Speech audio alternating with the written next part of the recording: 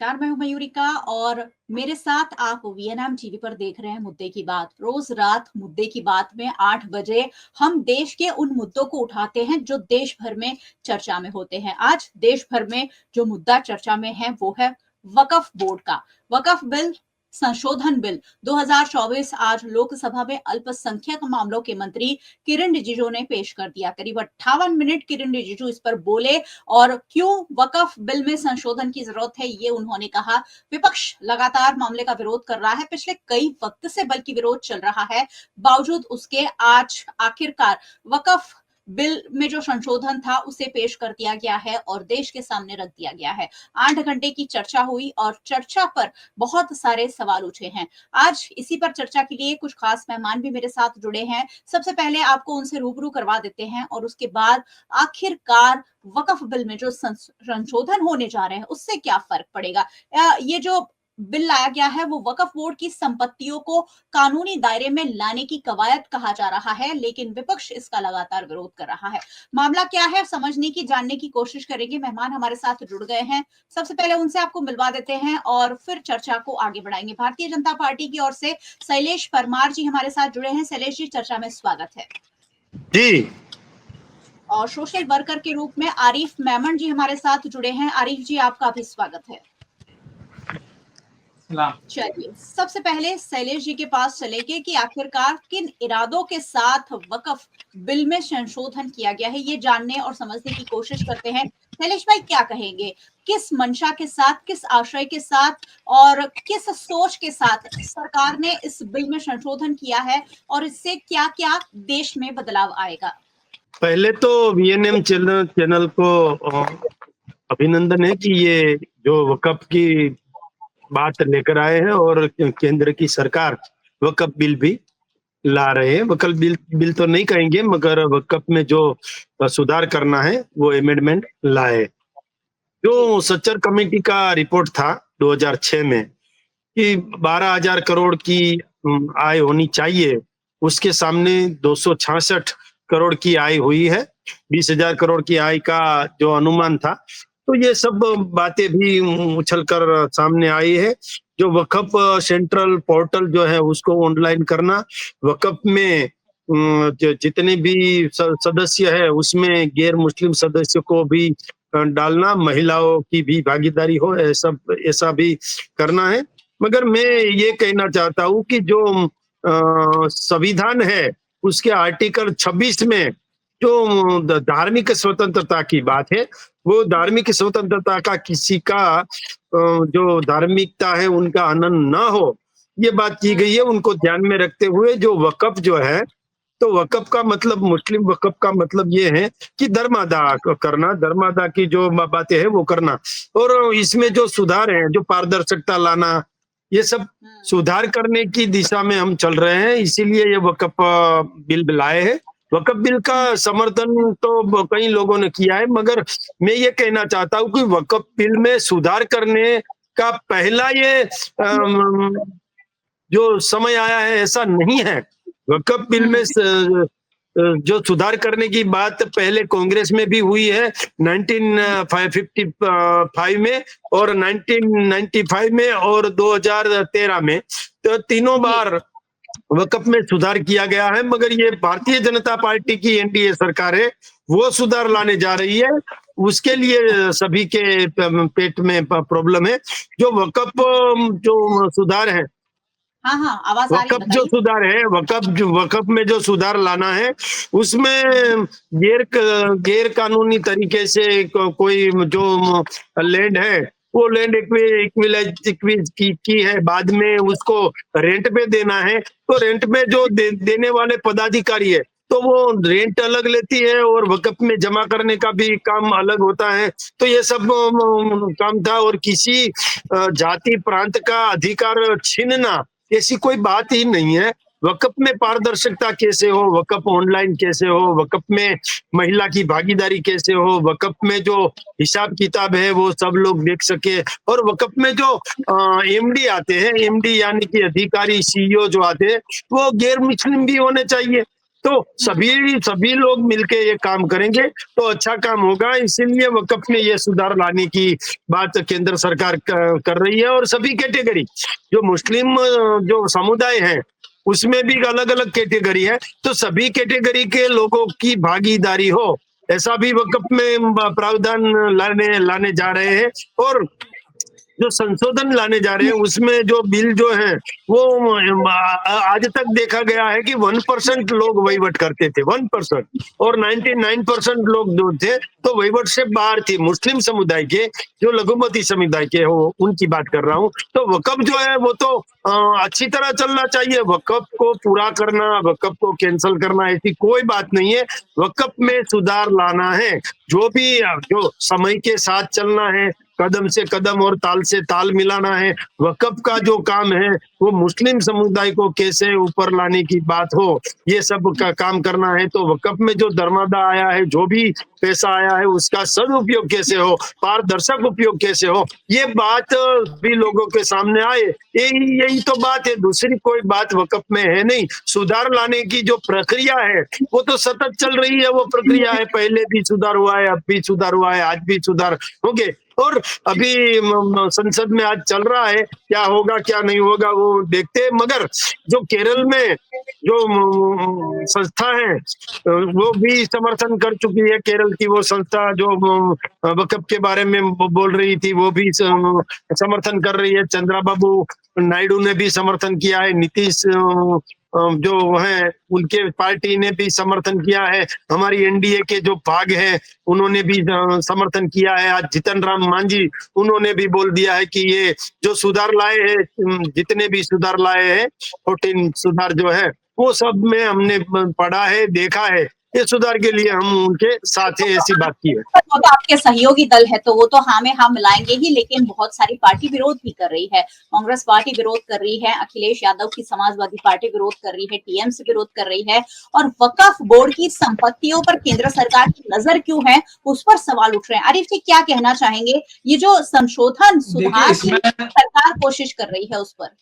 सरकार जो ये कोशिश कर रही है ये पूरी तरह से देश का माहौल, अमन शांति उसको खत्म करने की कोशिश कर रही है सरकार।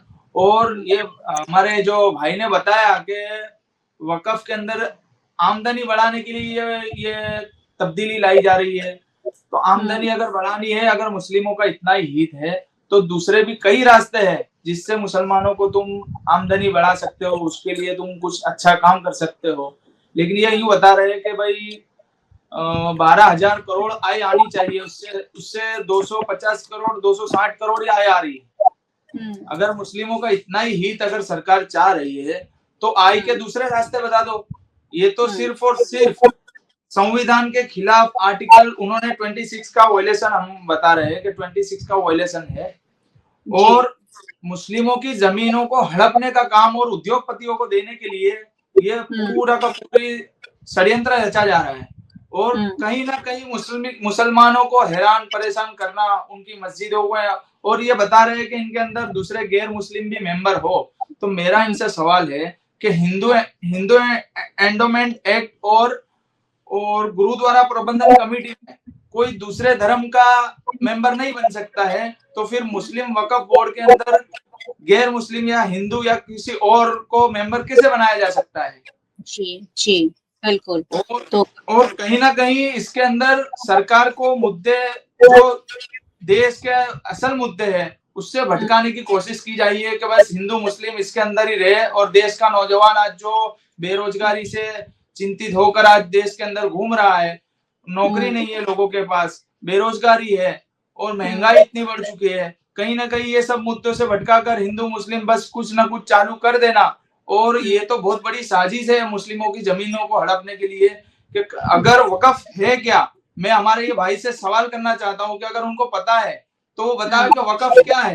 वक्फ वो चीज है, आज मेरे पास एक से ज्यादा संपत्ति है, मैं मेरे समाज के लिए, मेरे समाज के बच्चों के लिए मैं उसे दान करना चाहता हूँ। अगर मैंने उसको दान की, किसी भी ट्रस्ट को लिखा दी वो जमीन या वो जायदाद या वो प्रॉपर्टी, उस जमीन को एक ट्रस्ट होता है वो संभालता है। और जो जितने भी पूरे हिंदुस्तान के अंदर जितने ट्रस्ट है उसका मॉनिटराइजेशन अगर कोई उसको संभालता है उसको बोलते हैं वक्फ का बोर्ड।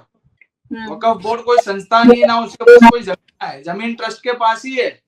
लेकिन फिर भी इन लोगों ने सिर्फ वक्फ बोर्ड करके ऐसा माहौल बना दिया है कि ये सरकार की जमीन है, सरकार की जमीन नहीं है। सबसे पहले मैं ये क्लियर कर दूं कि वक्फ बोर्ड के अंदर जितनी भी जमीन है, जायदाद है, दरगाह है, हमारे कब्रिस्तान है, हमारी मस्जिदा है और हमारी जितनी भी प्रॉपर्टी है हिंदुस्तान के अंदर वक्फ बोर्ड के अंदर, वो पूरे के पूरे मुस्लिमों ने दान की हुई जमीन है। मैं आपकी चैनल के माध्यम से पूरे देश को ये बताना चाहता हूँ कि वक्फ वो चीज है, वक्फ बोर्ड एक ऐसी है जिसके अंदर सब ट्रस्ट का समावेश होता है। और आज मैंने जो बच्चों के लिए, मेरे बच्चे के मदरसे या स्कूल के लिए जो मैंने दान दी जमीन, वो जमीनों का ट्रस्ट वो पूरा मॉनिटराइजेशन करता है, उसको संभालता है। और वो हमें कहीं ना कहीं मुस्लिमों के हित के लिए हमने दी हुई जमीना है। हमारे बुजुर्गों ने, हमारे पुरखों ने जो जमीना छोड़ी है वो हमारे अंदर हमारे यूज करने के लिए होनी चाहिए, ना कि इसके अंदर कोई दूसरा मेंबर आके, ना सरकार उसके अंदर दखल दे सकती है, ना कोई तीसरा व्यक्ति आके उसके अंदर दखल दे सकता है। जैसे सिखों के प्रबंधन में सिखों के अंदर दूसरा कोई मेंबर नहीं बन सकता, इसी तरह हमारा ये कहना है कि मुस्लिम वक्फ बोर्ड में सिर्फ मेंबर मुस्लिम ही होने चाहिए, तो ही हमारे समाज का कुछ भला हो सकता है। और ये आमदनी का तो सिर्फ बहाना है, आमदनी लेनी है तो बड़े उद्योगपति को उठा के लाओ वापस, जो लंदन चले गए, उनके पास से हजारों करोड़ जो हिंदुस्तान हमारे भारत देश का पैसा लेके गए। तो सरकार में इतनी कैपेसिटी, इतनी ताकत होनी चाहिए कि वो विदेश में जाके उन उद्योगपतियों को लाकर और वो पैसा हमारे को दे दे, अगर हमारी इतनी चिंतित हो रही है तो सरकार। लेकिन ये बीजेपी सरकार 2014 से जब से आई है तब से सिर्फ एक ही मसला है कि किस तरह मुसलमानों को प्रताड़ित करना, किस तरह उनकी जमीनों को हड़पना, उद्योगपतियों को देना और किस तरह उनको नुकसान पहुंचाना और देश के भाईचारे को, अमन अभी तो ईद पर इतनी सारी किट बांटी गई है मुस्लिमों को। ये दिखावा है, ये सिर्फ सरकार का दिखावा है किट बांटना। अरे हमको स्कूल दो, हमको स्कूल की परमिशन। आज हमारे एरिया के अंदर, मैं गुजरात के अंदर दानी लिमड़ा विस्तार में रहता हूँ, मेरे को मेरे एरिया में अगर स्कूल की परमिशन लेनी है तो गवर्नमेंट नहीं देगी। हमको स्कूल चाहिए, हमको अस्पताल चाहिए, उस पर नजर नहीं उनकी कि मुसलमान किस तरह मुसलमानों को अंदर लाया जा सके। जिस तरह पिछली सरकारों ने भी हमारे साथ जो किया हुआ है वो मुस्लिमों को पछात रखने का काम ही किया हुआ है। और ये बीजेपी सरकार खुले हमारे को चैलेंज करके हमको पीछे कर रही है।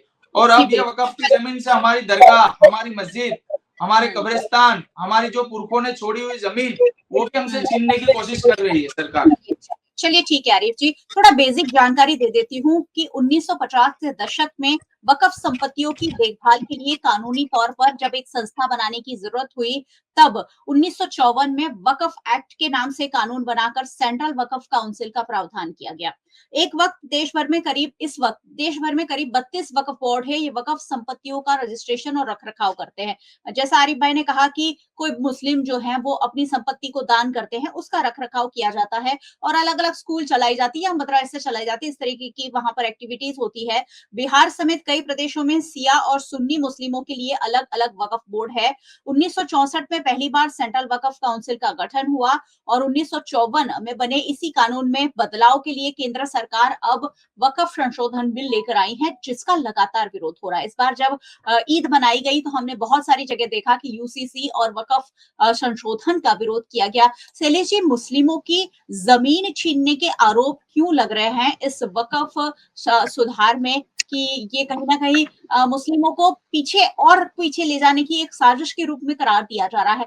क्यों इस बिल का विरोध हो रहा है? मुस्लिमों द्वारा विरोध हो रहा है जिसके लिए आप बिल लाने की कोशिश कर रहे हैं और साथ ही विपक्षी दल भी विरोध कर रहे हैं। इस विरोध का कारण क्या है? देखिए, मेरे मित्र आरिफ भाई बात कर रहे थे, मैं उनकी बातों से 15% सहमत हूँ, 50% सहमत नहीं हूँ। क्योंकि वक्फ बिल जो सुधार आया है, तो सुधार तो कई बार हुए हैं।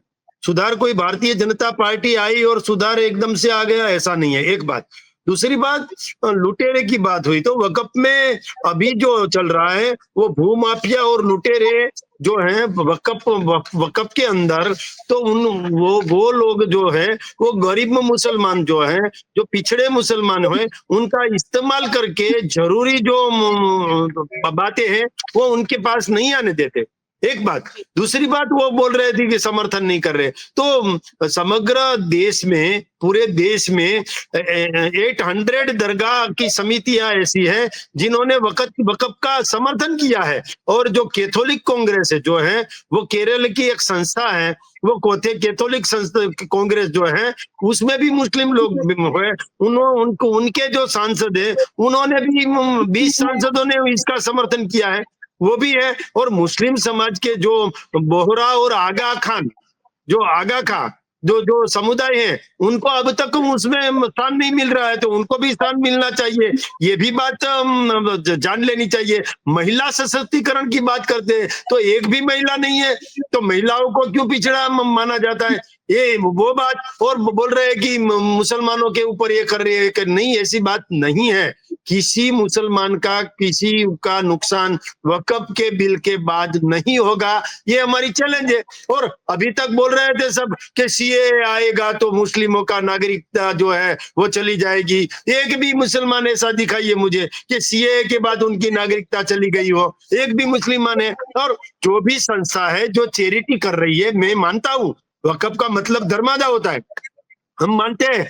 एक भी चैरिटी वाला संस्था जो है, जिसको चैरिटी कमिश्नर ने बनाया है वक्फ के सहित, तो वक्फ बोर्ड जो है उसमें ही महिला का प्रावधान नहीं है। क्यों नहीं है भाई? महिला तो होनी चाहिए कि नहीं? और जो अधिकारी आते हैं, ऑफिसर्स आते हैं, तो ऑफिसर तो कोई भी बोर्ड में, कोई भी संस्था में कोई अलग आता है। मानो कि पावागढ़ जो है, तो उनका जो है, तो वो कलेक्टर उनका काम करते हैं। तो कलेक्टर कोई भी जाति का हो सकता है, गैर हिंदू भी हो सकता है, गैर मुस्लिम भी हो सकता है, सभी लोग हो सकते हैं। तो ये पारदर्शकता लानी है वक्फ में, इतना सुधार लाना है कि पहले तो महिलाओं की भागीदारी होनी चाहिए। भूमाफिया और जो लुटेरे हैं उनको भगाना है। और 1% को ही लाभ मिल रहा है, 99% जो मुसलमान है उनको लाभ नहीं मिल रहा है, उनको लाभ देना है, पारदर्शिता लाना है। उनके लिए ऑनलाइन पोर्टल जो केंद्र सरकार ने बनाया है, वो ऑनलाइन पोर्टल के अंदर क्या क्या खर्चा हुआ है वो डालना है। तो इसमें क्या प्रॉब्लम है? वो तो अच्छी बात है। और साथ में ये भी बात कर देना चाहता हूँ, गैर मुस्लिम आ जाए तो क्या प्रॉब्लम होगा? कोई प्रॉब्लम नहीं है। कोई अच्छा काम कर रहा है, कोई अच्छा काम कर रहा है तो कोई भी आ जाए, अच्छी तरह काम होगा। मैं तो ये भी कहता हूँ कि चाणक्य ने भी कहा है कि जो विरोध पक्ष जहां मजबूत नहीं होता, वो सरकार ज्यादा दिन नहीं चलती है। विरोध पक्ष का भी मजबूत होना चाहिए, तो महिलाओं का भी मजबूत होना चाहिए, महिलाओं को भी मजबूत होना चाहिए। और जो गैर मुस्लिम है वो भी आपके अंदर आ जाएंगे तो पारदर्शिता बढ़ेगी, और ऑनलाइन पोर्टल की वजह से पारदर्शिता में सुधार आएगा। तो ये सब बातें उभर कर सामने आई है, तो क्या बात है। मैं तो ये भी कहता हूं कि इसमें कोई भी मुस्लिम को गैर फायदा नहीं है। और मैं 800 जो मुस्लिम समितियां हैं, तो उन्होंने समर्थन दिया है। तो जो भी समर्थन नहीं देते आरिफ भाई, उन्होंने पूरा पढ़ा नहीं है। आप वक्फ बिल जो है वो पूरा पढ़ लोगे, और वक्फ बिल जब आएगा, आज चालू है, उसमें प्रावधान पढ़ोगे तो आपके आत्मा को भी संतोष होगा। किसी का विरोध करना नहीं है, कोई गैर संवैधानिक काम करना नहीं है, वक्फ को खत्म करना भी नहीं है, वक्फ में सिर्फ सुधार लाना है। आप मानते हैं कि आपने धर्मादा किया है, किसी ने दान दिया है, वो पैसा है, वो जमीन है, वो मस्जिद है, सब है, हम मानते हैं, सब है, होगा। मगर कहीं पे कोई सुधार करना है तो करना चाहिए। क्या बात है भाई, करना। और जो सभी हिंदू, मुस्लिम, सिख, ईसाई, कोई भी हो, जैन, बौद्ध, किसी का भी संस्था हो, तो वो संस्था जो है, वो एनजीओ जो है, वो चैरिटी के अंदर आता है, वक्फ भी उसमें हो जाता है। तो कोई भी वहीवट करना है तो अच्छी तरह करोगे तो अच्छा होगा, क्या प्रॉब्लम है? और इसमें कोई भी प्रॉब्लम होगा तो सभी दलों के जो सांसद है वो बैठे हैं, लोकसभा में भी बैठे हैं, राज्यसभा में भी बैठेंगे, बोलेंगे और सुधार करना हो, जो भी सुधार करना है वो सुधार भी करेंगे। अभी कहाँ वक्फ बिल पूरा पास हो गया है और एमेंडमेंट आ गया, आने दो, ठहरो, थोड़ा ठहरो, राह देखो आप। हाँ सर, आप समानता की बात कर रहे हैं, मुस्लिमों के उत्थान की बात कर रहे हैं। एक सवाल आपने उठाया कि लोकसभा और राज्यसभा में कितने सांसद मुस्लिम हैं? जब टिकटों का बंटवारा होता है तब मुस्लिम क्यों याद नहीं आते हैं भारतीय जनता पार्टी को? बहुत बड़ा सवाल है। जवाब मैं लूंगी, लेकिन आरिफ जी लगातार हाथ उठा रहे हैं। आरिफ जी क्या कहना चाहेंगे? कहा जा रहा है कि आपके हित में ये सुधार किए जा रहे हैं। शैलेश भाई ने जितने भी हित गिनाए उसमें महिलाओं का हित की बात करी है उन्होंने, लेकिन इसी गुजरात के अंदर जकिया जाफरी है। मैं शैलेश भाई से कहना चाहूंगा कि आपके बीजेपी के कितने मुख्यमंत्री, मंत्री, कितने लोग उनके पास गए और उनको रोजगारी की बात की, उनके साथ इतनी नाइंसाफी हुई है, तो जकिया जाफरी को क्यों याद नहीं करते आप? हाँ, आपको ट्रिपल तलाक की इतनी फिक्र है तो जकिया जाफरी को इंसाफ क्यों नहीं दिला रहे थे आप? वो भी तो एक महिला है, वो भी मुस्लिम महिला है और इसी गुजरात की है। और बीजेपी सरकार का अक्सर एक प्रोपेगेंडा रहा है कि अगर किसान का कोई बिल लाना हो तो किसान से सलाह मशवरा उनसे नहीं करेंगे, उनको विश्वास में नहीं लेंगे और ऐसे बिल ले आएंगे। मुस्लिमों का कुछ मुद्दा आया तो मुस्लिमों से ना विचार विमर्श करेंगे, मशवरा लेंगे, उसके बिना ही वो मुस्लिमों का बिल ले आएंगे वक्फ का। चलिए, मुझे ये बताइए आरिफ भाई, आज मुझे कोई बिल अगर शैलेश भाई के अंदर में मुझे लाना हो तो मैं पहले शैलेश भाई को विश्वास में लूंगा। ठीक है। मुझे व्यापारी को विश्वास में लिए बिना जीएसटी ले आते हैं लोग। यानी सरकार तानाशाही है, हमेशा तानाशाही करती है। और वो मुझे ये बताइए, इस बिल को लेकर अगर ये बिल वापस नहीं लिया गया और अगर इसके आगे अंदर इन्होंने बताया कि आगे देखो क्या होता है, लेकिन इस बार मुस्लिम समाज पूरा उसकी जमीन जायदाद को सरकार के हाथों में नहीं दे सकता है। और इसलिए मुस्लिम पर्सनल लॉ बोर्ड ने आंदोलन तक की बात कही है। आरिफ भाई, मुझे कम शब्दों में ये समझाने की कोशिश कीजिए कि अगर ये जो सुधार है सरकार लेकर आएगी तो क्या नुकसान हो रहा है, वक्फ बोर्ड को क्या नुकसान हो रहा है और मुस्लिम समाज को क्या नुकसान हो रहा है? कम शब्दों में, मुझे सीधे और सरल शब्दों में हमारे दर्शकों को समझाइए कि आखिरकार क्या नुकसान हो रहा है, आपको ऐसा लग रहा है? सबसे पहले तो मुस्लिम समाज का वक्फ बोर्ड के अंदर दूसरे धर्म का कोई भी मेंबर रहेगा तो वो अच्छा नहीं होगा, क्योंकि दूसरे जो बोर्ड है, मंदिर के जो बोर्ड है, उनके अंदर मुस्लिमों को जगह मिलेगी? मेरा ये सवाल है। और दूसरा कि इसके तो ये बिल के अंदर से नुकसान ऐसा है कि पूरी गवर्नमेंट उसके कब्जे में ले लेगी जमीन। जितनी भी वक्फ की जमीन है पूरी गवर्नमेंट के कब्जे में आ जाएगी। वो अभी सरकार उद्योगपतियों को कोई भी किसानों की जमीन बेच सकती है, तो फिर हमारी जमीन का क्या होगा? और डीएम का पावर, इसके अंदर डीएम को ज्यादा पावर दिया गया है। मैं ये बोलना चाह रहा हूँ कि अगर मुस्लिमों का मुद्दा है तो वो मुस्लिम ट्रिब्यूनल क्यों नहीं चलता है? क्यों उसको कोर्ट, हाई कोर्ट के लिए तुम उसको प्रेरित करते हो? हाँ, अगर मुस्लिमों की तरफ से कोई कंप्लेन आ रही है तो तुम इसके अंदर सुधार, विचार विमर्श भी कर सकते हो, लेकिन मुस्लिम समाज खुद नाराज है ये बिल लाने से, तो फिर जबरदस्ती थोपना ये किस तरह की? ठीक है, चलिए शैलेश भाई से सवाल पूछ लेती हूँ। शैलेश भाई, मुझे ये बताइए कि हिंदू धर्म के भी बहुत बड़े बड़े ट्रस्ट हैं, बहुत बड़ी बड़ी संस्थाएं हैं। आप स्वामीनारायण संप्रदाय ले लीजिए, बहुत सारे संप्रदाय ऐसे हैं जो करोड़ों करोड़ों अबजों रुपए के मालिक हैं, उन पर सीधा सरकार का कोई हक नहीं है। ऐसे में मुस्लिम समाज के ट्रस्ट को क्यों टेक ओवर करना चाह रही है भारतीय जनता पार्टी या केंद्र में बैठी सरकार? हमारे अलग अलग धर्मों के बहुत बड़े बड़े, आप सिख गुरुओं के ले लो, अलग अलग धर्म के बहुत बड़े बड़े ऐसे ट्रस्ट हैं, उन पर नहीं और सिर्फ मुस्लिमों पर ये बिल लाने की और ये संशोधन करने की क्या जरूरत पड़ गई? आखिरी सवाल। मैं फिर से ये कहना चाहता हूं कि जो वक्फ है, वो वक्फ अमेंडमेंट बिल वो सभी के लिए है, असंवैधानिक नहीं है। वो संवैधानिक दायरे में रहकर ये बिल लाना है। बिल लाने के बाद सबको पता चलेगा कि ये पूरी तरह संवैधानिक है। एक बात, वक्फ से जुड़ी समस्या केवल मुसलमानों की नहीं है, वो समझ ले, इसमें हिंदू, सिख, बौद्ध और ईसाई का भी कुछ हिस्सा है। जो मंदिरों और गुरुद्वारा जो है उसकी भी थोड़ी सी जमीन भी है। और एक तो ऐसा भी एग्जाम्पल है कि पूरा गांव वक्फ की जमीन है। तो ये सब कैसे हो सकता है? उसमें भी सुधार लाने के बाद क्या होगा क्या नहीं ये देखेंगे। और जो आप बात कर रहे थे कि जो अन्य समुदाय है, अन्य संप्रदाय है, उनकी जो संस्थाएं हैं उनको क्यों हस्तगत नहीं करती? सरकार को वक्फ को हस्तगत करने की बात ही नहीं है। सरकार वक़्फ़ को हस्तगत करेगी, सरकार वक़्फ़ का निर्णय करेगी, वक़्फ़ का वहीवट करेगी, ऐसी कोई बात नहीं है। वक़्फ़ में सुधार अब तक 5 बार आ चुके हैं और आजादी के बाद 3 बार 1955, 1966 और 2013 ये उसमें आ चुके हैं। तो तब भी सुधार आया था, अब भी सुधार आया, मगर सुधार करने वाला कौन है उनके ऊपर डिपेंड करता है। सुधार करने वाला अभी जो पार्टी है वो भारतीय जनता पार्टी है, इसीलिए प्रॉब्लम है। अभी बात मेरे भाई आरिफ भाई बात कर रहे थे, तो कोलकाता हाई कोर्ट और सुप्रीम कोर्ट ने तो वक्फ को धार्मिक बॉडी माना ही नहीं है, वक्फ को एनजीओ माना है, ट्रस्ट माना है, ट्रस्ट की प्रॉपर्टी है।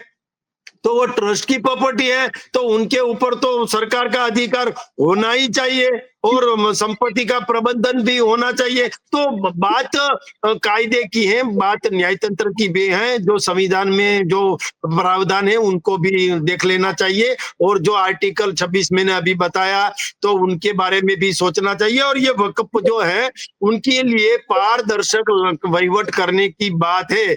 महिलाओं को क्यों भाई आप भागीदारी नहीं देना चाहिए, क्यों नहीं दे रहे हो, क्या प्रॉब्लम है? देना ही चाहिए। अभी डिबेट में देखो दो हम जेंट्स से एक महिला है तो महिला को तो भी हिस्सेदारी मिलनी चाहिए और गैर मुस्लिम आ जाए तो भी क्या प्रॉब्लम है, होना चाहिए, नो प्रॉब्लम। और बात रही है, आप बोल रहे हैं कि वक्फ जो है वो धर्मादय का है, ये है वो है, हम मानते हैं, मगर सुप्रीम कोर्ट ने बोला है कि वक्फ जो है वो एनजीओ है। एनजीओ में तो हम वहीवटदार भी हम कोई ट्रस्टों में लाते हैं, कोई कोऑपरेटिव ट्रस्ट होते हैं तो उसमें भी वहीवटदार की नियुक्ति होती है। तो सभी तरह की कोई बात नहीं है। आप अगर आपके मन में कोई खोट नहीं है, आपकी मंशा सही है, आपकी नीति और नियत साफ है, तो कोई भी पारदर्शक वहीवट के बारे में सोचे। केंद्र सरकार का उतना उसका और लोकसभा और राज्यसभा का अबाधित अधिकार है, अबाधित अधिकारी है, कोई व्यक्ति नहीं कर रहे। और वक्फ बिल से किसी व्यक्ति की जमीन और किसी व्यक्ति की जायदाद हड़प करने का कोई मामला नहीं है। कोई भी, कोई मुसलमान हो गैर मुसलमान हो, किसी को भी चिंता करने की जरूरत नहीं है। सिर्फ और सिर्फ जो वक्फ का वहीवट हो रहा है, वक्फ का संचालन हो रहा है, उसमें पारदर्शिता है, ऐसी ही बात है। बाकी वक्फ जो बोर्ड है वो रहेगा, वक्फ को खत्म करने की कोई बात नहीं है। कोई भी आपको ऐसी बात बोले तो वो झूठी है, वो डंके की चोट पर कह देना। आप हाथ उठा रहे, क्या जोड़ना चाह रहे हैं? समय कम है। महिला सशक्तिकरण पे मेरी ये बात है, ये भाई को मैं शैलेश भाई को कहना चाहता हूँ कि अगर आपको मुस्लिम महिला सशक्तिकरण का इतनी हित में आप बात कर रहे हो तो हर साल बच्चियों के लिए कोई अलग से स्कॉलरशिप दे दो, सरकार की तरफ से स्कॉलरशिप जाहिर कर दो। मुस्लिम वो भी करेंगे, जो भी महिलाओं के लिए करना है वो करेंगे, मगर ये कर डालो ना। माइनॉरिटी का बजट हर साल कम होता जा रहा है मुस्लिम माइनॉरिटी के लिए, और ये लोग मुस्लिम हित की बात कर रहे हैं। और मैं यूं कहना चाहता हूं कि अगर तुम्हारे पेट में अगर कोई तुम अगर यूं समझ रहे हो कि हमारे अंदर खोट नहीं है, हमारी नीयत मुस्लिमों का हित करना है, मुस्लिमों को ऊपर लाना है, तो फिर मुस्लिम समाज जो बिल का विरोध कर रहा है वो बिल जबरदस्ती थोपना ये क्या जरूरत की चीज है? इसके अंदर अगर सरकार का कोई बेनिफिट या फायदा नहीं है तो फिर जबरदस्ती बिल को लाना और बिल के अंदर संशोधन करना ये किस चीज ने बताया? हमारा समाज जो मुस्लिम समाज खुद बना कर रहा है, मुस्लिम पर्सनल लॉ बोर्ड ने बोल दिया कि हमको संशोधन की जरूरत नहीं है, हमको नए बिल के हम विरोध करते हैं, तो फिर आपको कोई इतना भी हित और इतना भी हेत बताने की जरूरत नहीं है मुसलमानों के खिलाफ, मुसलमानों के लिए कि हम आपके हित में कर रहे हैं। हमारे हित में मत करो, तुम सिर्फ इक्वालिटी रखो, इंसाफ करो मुसलमानों के साथ और गैरों। तुम बोल रहे हो कि हमारे अंदर अगर कोई गैर मुस्लिम भी आ जाएगा तो क्या फर्क पड़ जाएगा? इसी तरह मैं उनको कहना चाहता हूँ कि अगर हिंदू मंदिरों में अगर हमारा कोई मेंबर बन जाएगा तो आपको क्या तकलीफ है? भी फिर देखो कैसी तकलीफ उनकी जाहिर हो जाती है, पूरे देश में विरोध हो जाएगा। अगर हिंदू मंदिर के अंदर हमारे मेंबर को जोड़ने का चालू कर देंगे, अगर हमारे मेंबर को हिंदू मंदिर के अंदर लेने का चालू कर देंगे, तो फिर देखो पूरे देश में माहौल कैसा हो जाता है। जी बिल्कुल जी। चलिए चाहता हूँ कि देश के अंदर दूसरे भी बहुत मुद्दे हैं, उसके ऊपर चर्चा होनी चाहिए। ये बड़ी बात है कि षड्यंत्र रचा जा रहा है, बहुत सारे मुद्दे हैं जिस पर बात होनी चाहिए, लेकिन बातें कुछ और ही मुद्दों पर हो रही। शैलेश जी, वक्त कम है लेकिन बताइए क्या कहना चाह रहे हैं? मैं ये कहना चाहता हूँ कि आप बोल रहे हो मंदिरों में भी हिस्सा होना चाहिए।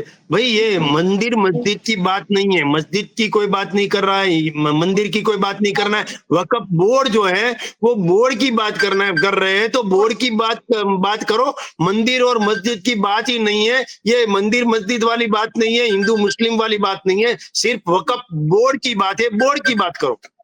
हिंदू एंडोमेंट एक्ट के अंदर हमारा कोई मेंबर क्यों नहीं रह सकता? हम्म।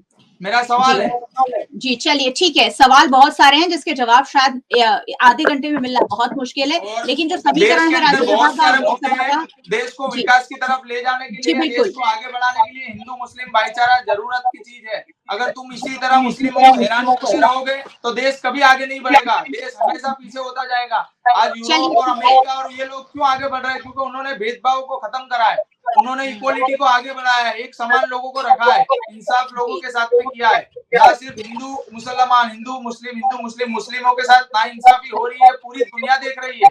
और इस सरकार की जो मंशा है वो जाहिर हो चुकी है। हर बीच एक ट्रिपल तलाक के बाद, एनआरसी के बाद और अभी वक्फ बोर्ड के बाद, फिर यूसीसी के बाद सरकार की मंशा ये जाहिर हो चुकी है कि ये मुस्लिमों के खिलाफ है और ये हमेशा मुस्लिमों के खिलाफ ही रहेगी। जी ठीक है, चलिए लोकसभा और राज्यसभा का गणित जो है इस बिल को पास कैसे कराया जाएगा उस पर भी एक नजर डाल लेते हैं। 543 सीट है लोकसभा की, आप सब जानते हैं। भारतीय जनता पार्टी का 294 सांसद है, कांग्रेस के पास 234, 234, मतलब जो सहयोगी दल है वो सारे गिनकर मैं बता रही हूँ, और अन्य जो है वो 14 सांसद है, यानी 234 और 14। आप सोचिए, मतलब अभी यहाँ मेजोरिटी तो मिल ही रही है। राज्यसभा में 236 सांसद है, जिसमें से भारतीय जनता पार्टी के 121 है, कांग्रेस के 85 और अन्य दल 30। मतलब लोकसभा और राज्यसभा दोनों का गणित अगर जोड़ा जाए तो भारतीय जनता पार्टी मेजोरिटी में तो दिख ही रही है। ऐसे में वक्फ बिल में जो संशोधन होने जा रहा है उस पर नजर लगातार बनी रहेगी। बहुत बहुत शुक्रिया आप दोनों मेहमानों का हमारे साथ जुड़ने के लिए। Thank you so much, thank you. और बहुत बहुत शुक्रिया आप सभी व्यूअर्स का हमारे साथ जुड़ने के लिए। वैसे को हमेशा जुड़ते ही रहना चाहिए क्योंकि ये सारी बातें आप सभी के लिए जानना बेहद जरूरी है। वीएनएम टीवी को आप यूट्यूब चैनल पर देख रहे हैं, जरूर देखते रहिए, और चैनल पर अगर पहली बार आए हैं सब्सक्राइब किए बिना बिल्कुल मत जाइएगा, क्योंकि यहाँ हम आपके हित की और आपका नॉलेज बढ़ाए ऐसी बातें करते हैं। यूट्यूब चैनल है हमारा, सब्सक्राइब कर लीजिए, बेल आइकन प्रेस कर दीजिएगा ताकि वीएनएम का हर अपडेट सबसे पहले आप तक पहुंचे। आप हमें फेसबुक पर देख रहे हैं, शेयर कर लीजिए। आप हमें ओटीटी प्लेटफॉर्म्स पर देख रहे हैं, डेली हंट, वोडाफोन टीवी, जियो टीवी और जियो टीवी फाइबर 498 नंबर के चैनल पर वीएनएम टीवी को 24 घंटे लगातार देखा जा सकता है। देखते रहिए वीएनएम, जुड़े रहिए वीएनएम के साथ। नमस्कार।